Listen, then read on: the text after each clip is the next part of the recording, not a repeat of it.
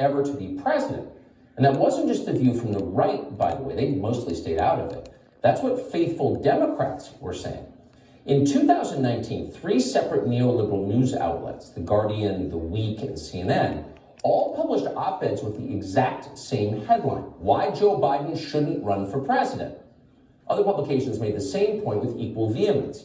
I really like Joe Biden, but he shouldn't run for president, said a columnist for USA Today. Joe Biden is not helping, declared Rolling Stone, as if the goal was to help.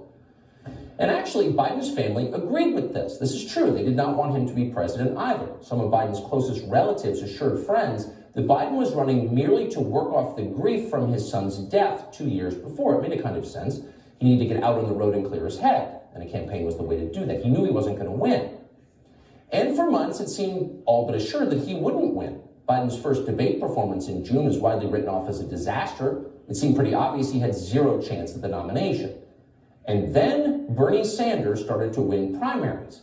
For the second presidential cycle in a row, Sanders proved to be the only Democrat in the field with legitimate grassroots support. Donors saw this and they panicked. The guy who hates billionaires? What's he going to do to Wall Street? So Sanders was unacceptable to the people who fund the Democratic Party, but there was a problem. What were the options? Pete Buttigieg and Beto O'Rourke? No, both had turned out to be lighter than air.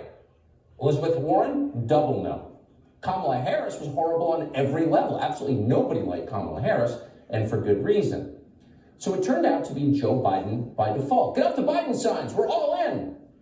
And of course, the media got the message immediately. By the time he was inaugurated, here's what the press corps was telling you about Joe Biden.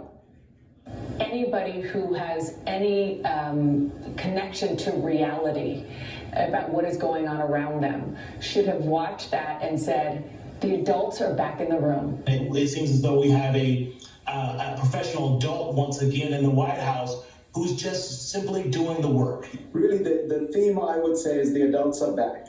Still, it is a relief to have adults in charge. Now we have adults in the White House. Okay, the adults are back in the room.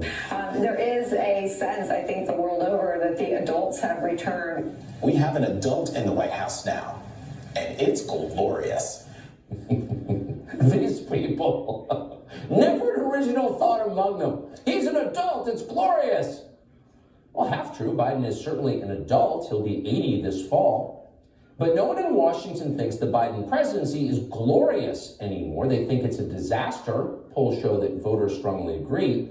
Joe Biden is now the most unpopular person in virtually any room he enters.